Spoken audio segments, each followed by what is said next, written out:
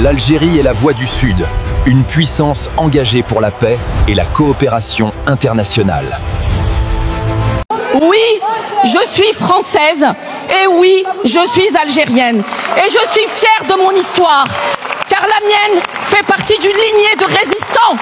Alors vous avez été plusieurs à parler de la place particulière de l'Algérie. Pourquoi l'Algérie a une place particulière dans nos accords? Parce que l'Algérie était une colonie de peuplement. Parce que pendant plus d'un siècle, la France y a imposé ses lois, ses tribunaux, ses préfets et ses colons. Parce que l'Algérie, c'était 4 départements français et parce que l'Algérie était française avant Nice et la Savoie. Et pourtant, les Algériens, eux, n'étaient pas citoyens. Ils étaient indigènes, c'est-à-dire inférieurs. Voilà le vrai régime d'exception. Et aujourd'hui, vous osez venir nous expliquer que cet accord de 1968 serait un privilège. Le seul privilège, c'est celui dont ont bénéficié les tortionnaires, les racketteurs de guerre, les nostalgiques de l'Algérie française, qui n'ont jamais été jugés et qui se sont réfugiés durant des années dans l'Espagne franquiste. Vous voulez dénoncer l'accord? Alors chiche, chiche. Si vous voulez dénoncer 1968, revenons à 1962. Revenons aux accords d'Évian, à la libre circulation totale, à la promesse de respect, de mémoire et de réparation. Revenons à ce moment où la France a cessé d'être une puissance coloniale. Vous voulez le même traitement que les Australiens, c'est ce que vous avez indiqué, mais savez-vous même que les Australiens sont exemptés de visa pour venir en France, que la France n'a jamais colonisé l'Australie. Mais vous n'êtes pas à une approximation près, car ces accords de 68 sont défavorables aux étudiants algériens. Et ça, vous ne le dites jamais tellement vous suintez l'algérophobie. Vous préférez lier immigration et insécurité, alors que c'est bien dans vos rangs qu'on le retrouve le plus de délinquants condamnés pour xénophobie et antisémitisme. Monsieur Bigot, il n'y a pas si longtemps, vous indiquiez vous-même déplorer les origines dégoûtantes du RN qui ne propose aucun élan, aucune dynamique et aucune grandeur. Vous aviez raison, car pendant que les Algériens travaillent en France et produisent de la richesse, vous détournez le fruit de leur travail au Parlement européen. Plus de 4 millions d'euros, voilà ce qui coûte cher à la France.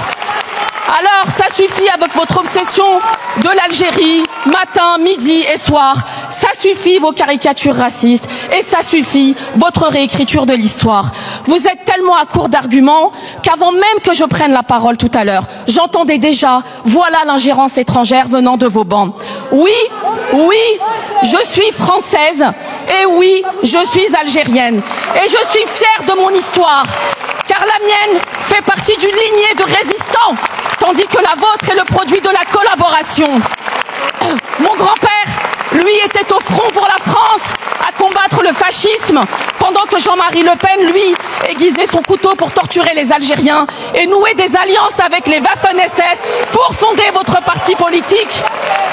Alors je vous le demande, qui est du bon côté de l'histoire? Certainement pas vous.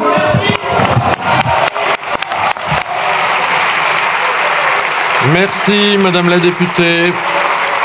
Pour le groupe démocrate. Bienvenue. Aujourd'hui, on se penche sur un moment politique assez fort, récent.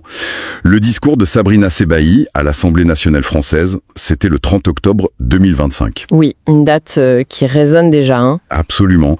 Et on a plusieurs sources sous la main, articles, analyses, des extraits du discours pour essayer de décrypter un peu tout ça. L'objectif, c'est de comprendre les enjeux, les implications de cette prise de parole. Certains commentateurs parlent déjà d'une inflexion, d'un moment charnière. Une inflexion ou peut-être une déflagration bien calculée. C'est là que les analyses commencent déjà à diverger en fait. Quand une députée lance à l'Assemblée « Oui, je suis française et oui, je suis algérienne, fière de mon histoire, une lignée de résistants », les mots sont forts, c'est sûr. Très fort. Un moment intense dans l'hémicycle, sans aucun doute. Mais au-delà de l'émotion, qu'est-ce qu'elle cherchait vraiment? Un électrochoc nécessaire, comme disent certains, ou une façon de jeter de l'huile sur un feu qui couvre toujours, comme d'autres le craignent.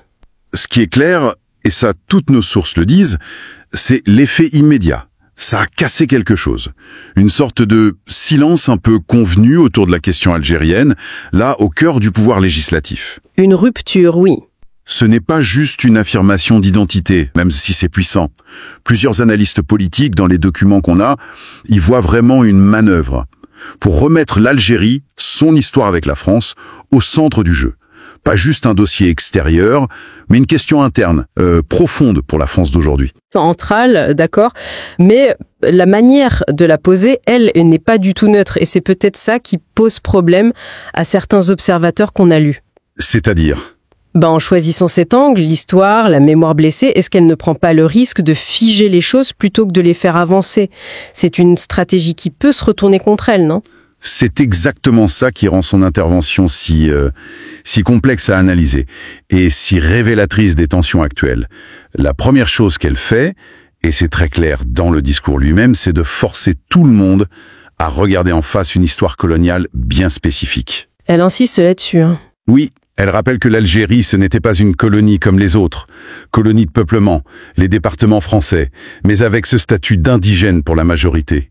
Une sorte de citoyenneté à deux vitesses, en somme. Oui, cette contradiction fondamentale. L'égalité proclamée à Paris, et puis la ségrégation. Elle utilise même le mot apartheid, à Alger. Plusieurs notes historiques dans notre dossier rappellent bien cette construction juridique particulière. Ce rappel historique, les faits sont là. Personne de sérieux ne les conteste. Non, mais c'est l'usage politique qu'elle en fait qui crée le débat. Est-ce que brandir ça aujourd'hui, plus de 60 ans après, c'est la meilleure façon de faire ?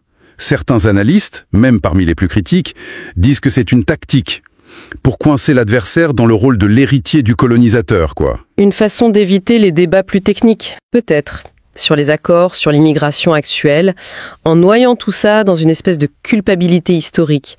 Plusieurs éditoriaux soulignent ce risque de simplification, d'enfermement dans le passé. C'est un point important qui revient souvent, c'est vrai. Mais il faut aussi voir le contexte précis au Parlement. Elle répondait à quoi, à ce moment-là ? Aux propositions pour dénoncer l'accord franco-algérien de 1968. Ah oui, cet accord spécifique sur la circulation, le séjour des Algériens en France. Exactement. Et ces détracteurs, surtout à l'extrême droite, le présentent comme un privilège migratoire dépassé. La plupart des articles de contexte qu'on a rappellent bien cette tension politique. Et c'est là-dessus, justement, qu'elle opère ce que certains appellent un renversement dialectique. C'est un moment assez fort de son discours, ça a été très commenté. Tout à fait. Au lieu de défendre l'accord sur le plan juridique, technique, elle change complètement de terrain. Sa réponse est tranchante. Oui, elle est faite pour marquer. Le seul privilège, c'est celui des tortionnaires et des nostalgiques de l'Algérie française. Boum! C'est une inversion totale de l'accusation. Elle refuse l'idée que les personnes issues de cette immigration auraient un avantage, et elle retourne l'accusation de privilège contre ceux qu'elle désigne comme les héritiers moraux ou politiques de ce passé colonial. Du coup, la question devient, qui sont les vrais privilégiés dans cette histoire ? C'est redoutable comme rhétorique. Redoutable, oui. Et efficace pour mobiliser son camp, faire parler dans les médias, c'est sûr. Mais politiquement, sur le long terme, là, plusieurs analyses qu'on a lues sont plus sceptiques. Est-ce que cette formule choc, cette contre-attaque morale, ça peut convaincre au-delà de ceux qui sont déjà d'accord ? Ou est-ce que ça ne fait pas que creuser le fossé, renforcer la polarisation ? Accuser les autres d'être des nostalgiques, c'est fort, mais c'est aussi une façon de clore le débat en disqualifiant l'autre sur le plan moral, non ? Sans forcément entrer dans le fond des arguments sur l'accord de 68 aujourd'hui. Arguments qui portent sur des choses concrètes. Gestion des flux, sécurité, intégration. Exactement. Des questions que certains documents nous rappellent comme étant au cœur des préoccupations d'une partie de l'opinion. Et cette stratégie de confrontation directe, elle ne s'arrête pas là. Elle vise nommément le Rassemblement national. Ah oui, elle y va franco, les mots sont très durs. On retrouve ça dans nos sources aussi. Vous suintez l'algérophobie, vous liez immigration et insécurité. Et elle essaie même de retourner l'accusation de délinquance en disant, en substance, que c'est dans leur rang qu'on trouve des condamnés pour xénophobie, antisémitisme. C'est une attaque frontale presque personnelle. L'algérophobie. Le mot lui-même est intéressant. Créer une catégorie spécifique de rejet liée à cette histoire particulière.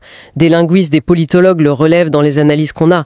Mais là encore, la stratégie derrière. Oui, qu'est-ce que ça produit ? Est-ce que cette violence verbale, cette confrontation très directe, ça sert vraiment sa cause ? Ou est-ce que ça donne pas des arguments à ceux qui dénoncent, justement, une forme d'agressivité, de communautarisme ?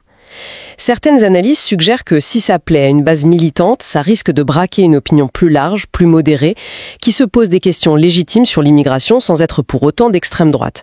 C'est un pari risqué du point de vue de la dynamique de l'opinion publique française. Le passage le plus chargé émotionnellement et peut-être le plus audacieux politiquement, c'est quand elle personnalise vraiment l'affrontement en parlant des histoires de famille. Ah oui, le coup du grand-père. C'est un classique, mais ça marche toujours. Elle oppose son grand-père, présenté comme un combattant pour la France, à Jean-Marie Le Pen, en rappelant les controverses sur la torture en Algérie, ses propos sur l'occupation et la phrase finale « Ma lignée vient des résistants, la vôtre de la collaboration ». Voilà. C'est pensé comme un chaos symbolique, une tentative de déconstruire complètement le récit nationaliste de l'extrême droite en lui contestant sa légitimité patriotique. Sur le plan de l'émotion, de la rhétorique, c'est imparable, c'est clair. C'est net, presque manichéen, mais c'est justement là que plusieurs analystes, historiens, politologues dans notre dossier émettent de grosses réserves. Sur la simplification ? Des mémoires très personnelles. L'héritage familial devient l'argument politique. Ça occulte les enjeux actuels. Ça risque, oui. Les enjeux idéologiques, les programmes politiques d'aujourd'hui. Peut-on vraiment juger une position politique actuelle sur la base des actions passées, réelles ou supposées, des ancêtres ou des figures fondatrices ? C'est un terrain glissant, éthiquement et historiquement, nous rappellent ces experts. Ces réserves sont légitimes, c'est sûr, ça montre toute la complexité de la chose. Mais ce qui est clair aussi, c'est que l'écho de ce discours, il va bien au-delà de l'Assemblée. Plusieurs sources insistent sur la dimension géopolitique, ou en tout cas comment ça éclaire la relation France-Algérie. À regarder ce passé en face. Oui, ce passé algérien qui ne passe pas. L'Algérie reste, comme dit un éditorialiste, ce miroir obsédant pour la France. Et la voix de Sébaillé, elle est vue aussi comme celle d'une génération biculturelle qui refuse qu'on lui demande de choisir, qui revendique tout son héritage.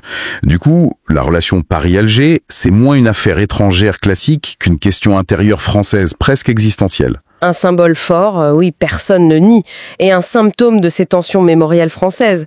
Mais les symboles, aussi forts soient-ils, est-ce que ça suffit à changer la donne sur le terrain de la réelle politique ? C'est la question que posent froidement plusieurs analyses plus diplomatiques, stratégiques. Parce que la relation reste très compliquée. Extrêmement. Un nœud d'intérêt économique, de coopération sécuritaire nécessaire mais difficile, notamment au Sahel, de disputes mémorielles utilisées des deux côtés, et puis ces liens humains incroyablement denses. Alors, est-ce qu'un discours au Parlement, même marquant, peut vraiment débloquer les dossiers qui fâchent, les visas, l'économie, la mémoire bilatérale qui pourrissent la relation régulièrement ?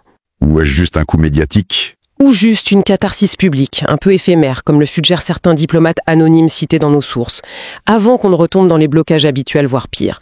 Et ce fameux miroir algérien, faut-il pas admettre aussi qu'il est parfois bien pratique, à Paris comme à Alger, pour des raisons de politique intérieure. Il est sans doute trop tôt pour savoir les effets à long terme, c'est vrai. Mais ce qui ressort de tous les documents qu'on a consultés, c'est quand même cette idée que ce 30 octobre 2025, c'est un jalon. Ça montre peut-être plus clairement que jamais, que la question postcoloniale, et surtout l'héritage algérien, est devenue centrale dans le débat français. Ce n'est plus un sujet de spécialistes ou de militants. Non, c'est porté au cœur des institutions par une nouvelle génération politique qui refuse le non-dit, les euphémismes. On peut parler, comme le font plusieurs observateurs, d'une déflagration politique, symbolique. Et les ondes de choc, on le voit bien dans les réactions passionnées et contradictoires qu'on a analysées, elles sont loin d'être finies. Déflagration, oui, le mot semble juste. Mais la question qui reste, c'est est-ce que cette explosion de paroles va permettre une confrontation plus lucide et peut-être à terme plus apaisée avec ce passé? Ou est-ce que ça annonce juste de nouvelles fractures, de nouvelles difficultés à construire un récit commun? Affronter les fantômes, c'est une chose. Mais savoir quoi faire de ce qu'ils révèlent, c'en est une autre, bien plus difficile. La vraie question, au fond, au-delà de ce discours précis, c'est peut-être pas seulement d'oser regarder dans ce miroir algérien, mais c'est de décider ce qu'on fait, collectivement, de l'image qu'il renvoie. Une image fracturée, douloureuse, oui, mais une image incontournable pour la France d'aujourd'hui.